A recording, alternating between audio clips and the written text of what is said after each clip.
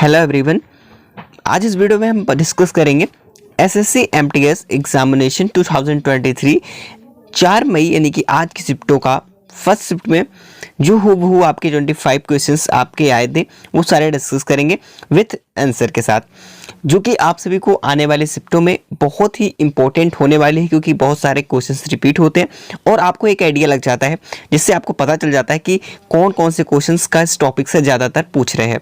तो चलिए मैं स्टार्ट करता हूँ और आप सभी को क्लियरली इन तक देखना है और वीडियो अच्छी लगे तो प्लीज़ लाइक जरूर कर देना। और ऐसे ही सारी शिफ्टों का एनालिसिस आप सभी तक पहुंचा रहे, पूरे सेम टू सेम क्वेश्चंस मिलते रहें और आपने मिलान करते रहो, तो आपको चैनल को सब्सक्राइब कर लेना है ताकि टाइम पर सारी अपडेट्स सारे एनालिसिस मिलते रहें। चलिए जल्द से जल्द सॉल्व करने की कोशिश करेंगे, जैसा कि यहाँ पर आप सभी को फटाफट सॉल्व करना है। चलिए देखिएगा, यहाँ पर आप सभी को पता है कि संगमरमर, जो संगमरमर होता है इसका रासायनिक नाम है, केमिकल नेम क्या है? तो कैल्शियम कार्बोनेट होता है। आप सभी को पता है क्या होता है? Calcium carbonate. ठीक है, तो इन सभी चीज़ों को समझना बहुत ही जरूरी है। कैल्शियम कार्बोनेट होता है CaCl2। ठीक है, ध्यान रखना। चलिए और नीचे बात करते हैं कि द्वैध शासन अधिनियम कब लागू हुआ। क्वेश्चन नंबर 2 की बात करते हैं कि द्वैध शासन अधिनियम है ये कब लागू हुआ, कब पारित हुआ, यह बताएंगे। देखिए आप सभी के सामने है, फटाफट से हम जो है इसको डिस्कस करने की कोशिश करेंगे। देखिए द्वैध शासन अधिनियम जो है वो भारत शासन अधिनियम 1919 में आया था, ये लागू होता है, ये पारित किया गया था। ये सारी चीज़ें ऑप्शन पर डिपेंड करती हैं। अशोक की नीति किस युद्ध के बाद बदल गई? तो आपको पता है कि जो अशोक की नीति है वो जो बदली गई थी, तो किस युद्ध के बाद? कलिंग युद्ध। ठीक है, कलिंग युद्ध के बाद यानी 261 BC के बाद ही सारी चीज़ें बदल गई थी।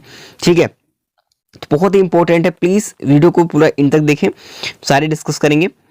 देखिए यहाँ पर जल को शुद्ध करने के लिए उपयोग किया जाता है तो आपका क्लोरीन जो है, हम जब इसको डिसॉल्व करते हैं तो जल को शुद्ध करना होता है, तो हमें किसका उपयोग कर सकते हैं? तो इस क्लोरीन का हम उपयोग कर सकते हैं। चलिए नेक्स्ट क्वेश्चन की मैं बात करता हूं। तो ऐसे आप सभी को मिलते रहेंगे डेली क्वेश्चंस। ठीक है, देखिए 1529 में बाबर और महमूद नबी के बीच कौन सा युद्ध हुआ था? चलिए बताइए फटाफट से। आप सभी को पता है कि घाघरा का युद्ध जो है वो 1529 में बाबर और महमूद के बीच किया गया था। ठीक है, तो हमें थोड़े सवाल जो है थोड़ा डिले इसलिए हो रहा था क्योंकि सवाल हमें जो इकट्ठा करने में, जो स्टूडेंट्स रिव्यू दे रहे थे तो उसमें थोड़ा सा इकट्ठा करने में थोड़ा समय लग रहा था, इसलिए हम फर्स्ट शिफ्ट के कुछ समय आधा एक घंटे थोड़ा डिले हो जाता है सभी को बनाना, आपको हेयर क्वेश्चंस को ढूंढ के लाना।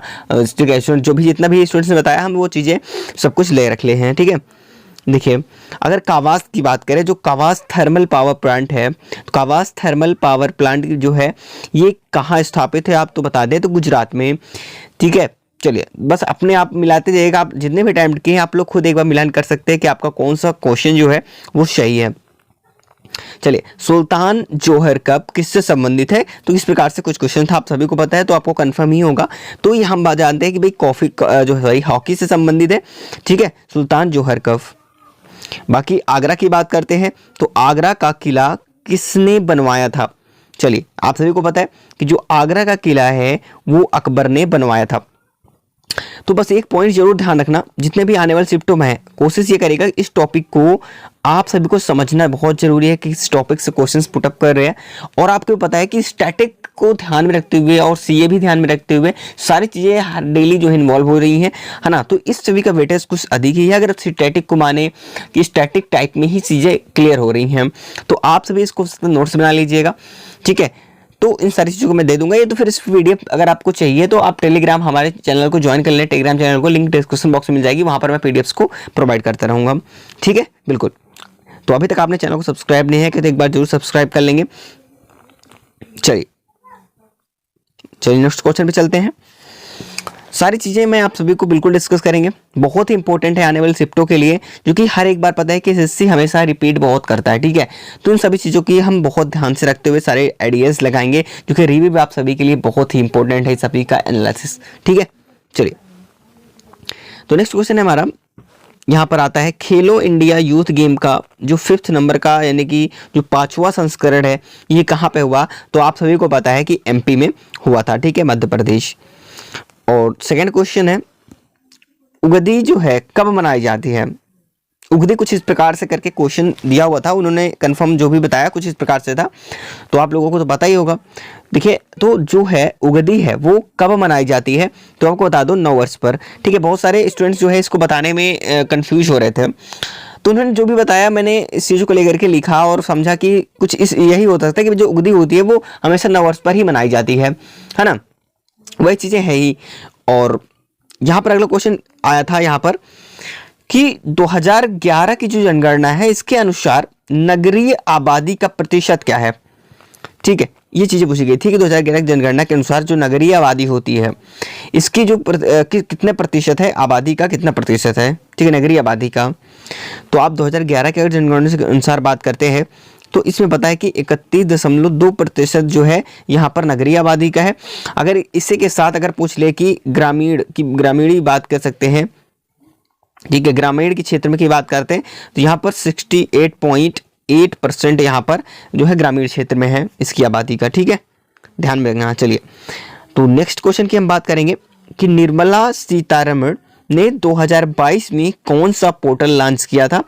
तो आप सभी को बता दो करंट अफेयर जो है 2020 से लेकिन अगस्त से लेकर के, हालांकि लास्ट 6 to 8 मंथ का आपका अभी तो 6 मंथ लगभग नियर अबाउट मिल रहा है, क्योंकि अगस्त तक का भी कहीं पूछा जा रहा है, तो अगस्त तक का भी चीजें हैं और कुछ पुरानी कभी कभी किन कई शिफ्टों में पूछ लिया जा रहा है। तो अभी आपको बहुत जो इंपॉर्टेंट है आपके लगभग अगस्त से लेकर के आपको 2023 के मार्च टू अप्रैल, हाँ अप्रैल तक मान के चल सकते हैं कि आप कोशिश करेंगे अप्रैल तक का ही करेंगे, लेकिन मार्च जो है एग्जैक्टली आपको तो करना ही करना है। अगस्त से लेकर के मार्च तक 2022 से लेकर 23 में इन सभी चीज़ों का करंट आपको रिवीजन करना पड़ेगा। ठीक है, इसमें आपको ध्यान लगाने की जरूरत है। चलिए, तो निर्मला सीतारमण 2022 में कौन सा पोर्टल लॉन्च की थी, तो आपको भारत विद्या जो पोर्टल है भारत विद्या इसको लॉन्च किया गया था। चलिए, नेक्स्ट क्वेश्चन की मैं बात करता हूं कि स्वामी विवेकानंद के आध्यात्मिक गुरु कौन थे। चलिए फटाफट से आंसर दीजिएगा।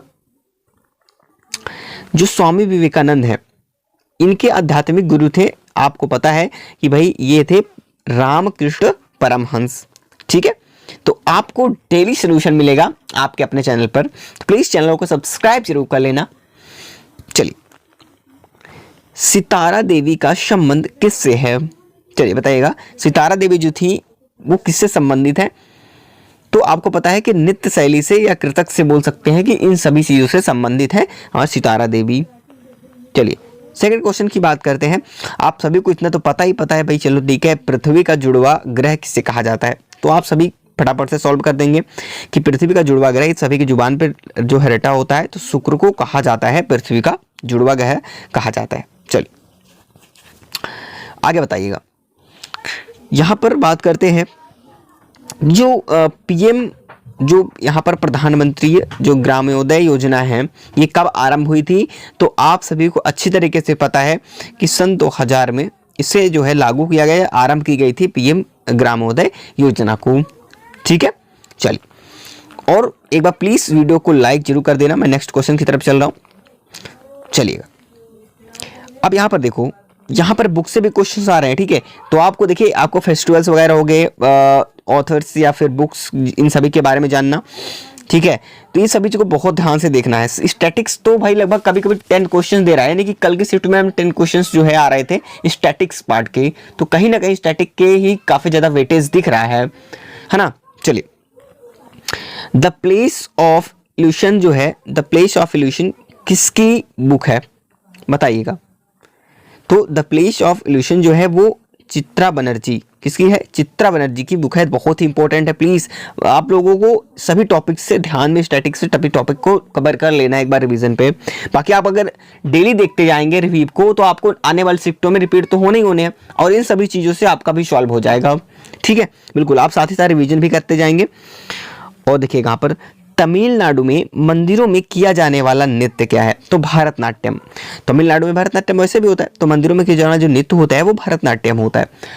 देखिए एसएससी इस बार जो है कहीं ना कहीं अभी जो स्टार्टिंग की शिफ्ट्स हैं इन सभी शिफ्टों में, तो भाई अब आगे चल के कैसा लेवल होता है वो बात अलग है, लेकिन अभी का जो लेवल है तो काफ़ी ज़्यादा ना इजी कहेंगे ना ही बहुत मॉडरेट भी कह सकते हैं। तो कभी कभी मॉडरेट होता है और कभी तो मान लो कि इजी चल के मान सकते हैं। भाई जीएस में तो भाई वो अगर आप लोग हम लोगों को अगर जीएस में इतना भी पढ़ लो तो थोड़ा सा दिक्कत हो सकती है, लेकिन कहीं ना कहीं जो इस बार जीएस है वो अच्छा खासा स्कोर दिला रहेगी। और लोग कम से कम 25 में अगर मैं बात करूँ तो 20 भी पहुंचा रहे हैं इस बार, ठीक है, 20 भी पहुंचा रहे हैं, 80 20 पहुंचा रहे हैं, बहुत अच्छा कर रहे हैं इस बार, बहुत ज़्यादा अच्छा है 20 पहुंचाना। चलिए और देखिए यहाँ पर अगर मैं बात करता हूँ कि कोडो कुडकी जो हेडका और एक कुछ और था, तो इसी प्रकार से कुछ संबंधित था कि किससे संबंधित है। तो हालांकि हमें ये जो पता चला वो अपने अकॉर्डिंग में बता रहा हूँ कि ये बाजरा से संबंधित है, ठीक है। कोडो कुडकी हाड़का एक और था कुछ, ठीक है, तो इससे बाजरा से संबंधित है।